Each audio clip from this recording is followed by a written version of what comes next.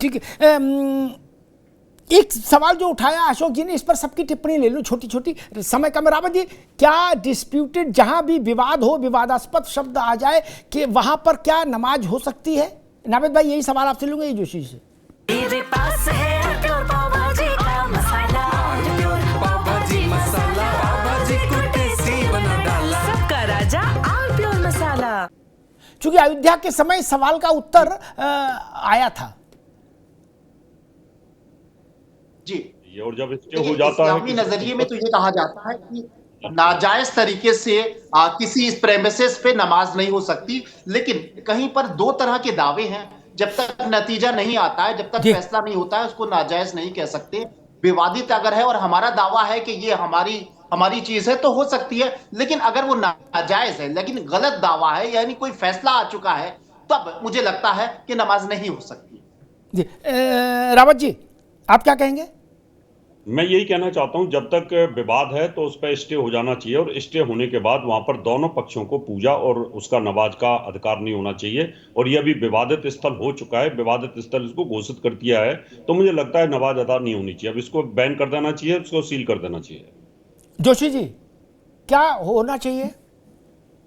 देखिए, कोई तो चीज डिस्प्यूटेड हो जाए, रिलीजियस प्लेस, तो क्या होना चाहिए फिर? देखिए, माननीय सुप्रीम कोर्ट से बढ़कर तो यहाँ पर कोई भी सज्जन नहीं है।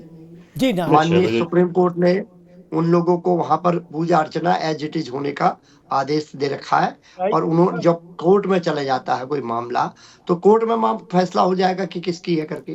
तो इसलिए तो मैं इस पर टिप्पणी नहीं करूंगा, लेकिन कोर्ट ने उनकी पूजा अर्चना पर कोई रोक नहीं लगाई है मुस्लिम समाज की। अशोक जी, क्या होना चाहिए? चीज डिस्प्यूटेड हो और दो दावेदारी हो रही हो दो अलग अलग धर्मों की तरफ से, तो क्या? देखिए, मेरा निश्चित तौर पे विवादास्पद मामला अगर है तो निश्चित तौर पे ये चाहे हिंदू हो या मुसलमान, जब विवादास्पद शब्द आ जाता है तो कोर्ट के फैसले का इंतजार किए बिना वहां कोई इस तरह का काम नहीं होना चाहिए।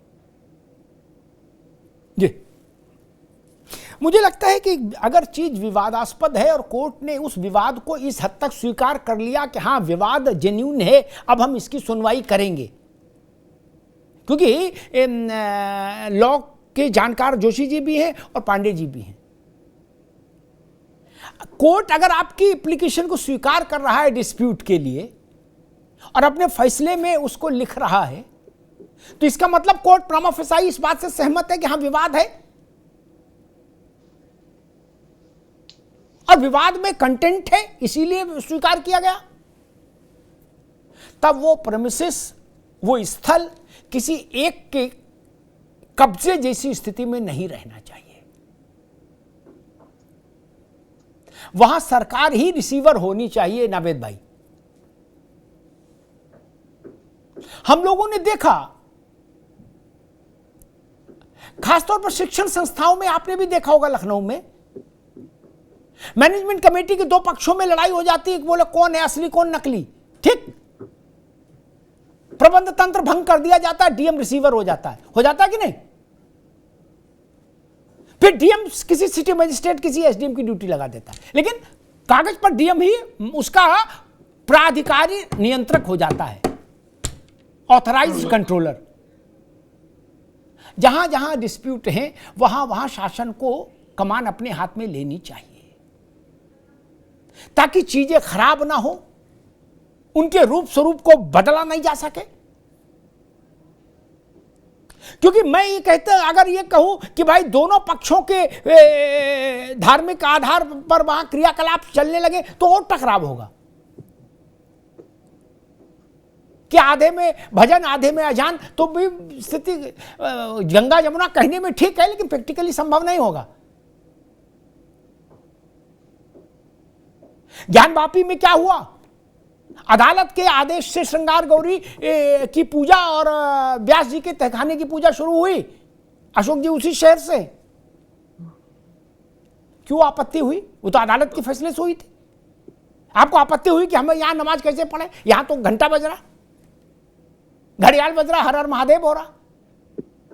मेरा मानना है जहां विवाद हो जाए और अदालत उस विवाद को स्वीकार कर ले कि इस पर हम फैसला सुनाएंगे, वहां शासन को इस बात को देखना चाहिए कि फिर वहां कोई मुतवल्ली नहीं होगा।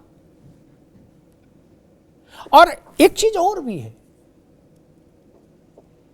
जो लोग यहां सब लोग विद्वान हैं, भारतीय पुरातत्व विभाग को जानते हैं और उसके बायलॉज को जान समझते हैं, नावेद भाई वो मेरी इस बात से सहमत होंगे कि जो चीज एएसआई के अधीन आ जाती है उसका मालिक मुख्तार एएसआई होता है। क्या वो सिर्फ रोजमर्रा के धार्मिक कार्यक्रम करने भर के लिए एक कमेटी को अधिकृत कर देता है? क्या मालिक नहीं बनाता है?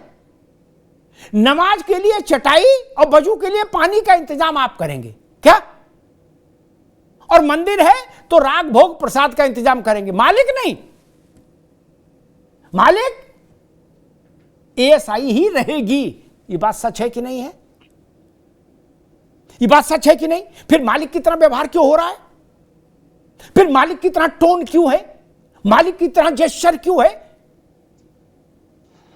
यह इमारत एएसआई के अधीन है, इसका मालिकाना हक एएसआई में सन्निहित है।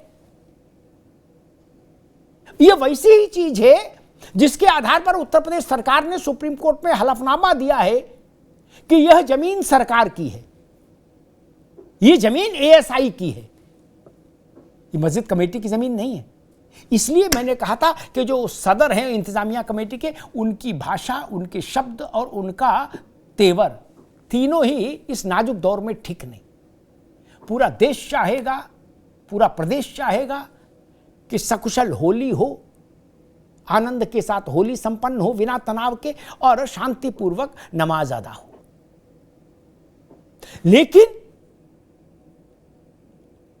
चीजें खराब करने की कोशिश करने वाले तत्व भी शांत बैठ जाएं या अपनी पराजय मान ले, ये भी मेरा अनुभव कहता ऐसा होता नहीं है। इसलिए और ज्यादा सतर्क रहने की जरूरत है शासन को, प्रशासन को, समाज को और उन सब लोगों को जो चाहते हैं कि देश में अमन रहे, देश में शांति रहे। उन सब लोगों को 14 तारीख को बहुत ज्यादा सतर्क रहना होगा। और वही बात जो नावेद जी कह रहे थे कि रंग रोगन की लड़ाई के लिए आप अदालत तक चले गए, सुप्रीम कोर्ट तक, हाई कोर्ट तक, क्या? और रंग पर ही इतनी नाराजगी है, क्यों? वो बता रहे कि एक पर्व आएगा अभी इसी मार्च में जहां मुस्लिम समाज के एक वर्ग के लोग रंग खेलते हैं। और मैंने तो कल परसों एक बहस में अपने कहा था कि कई बार गलती से पान की पीक भी शेरवानी पे गिर जाती है तो भी शेरवानी लाल हो जाती है। नहीं तो क्या करिएगा? रंग तो रंग है, वो चूने का हो, वो गुलाल का हो, वो पान का हो, रंग तो रंग है, बस इतना समझिए। धन्यवाद।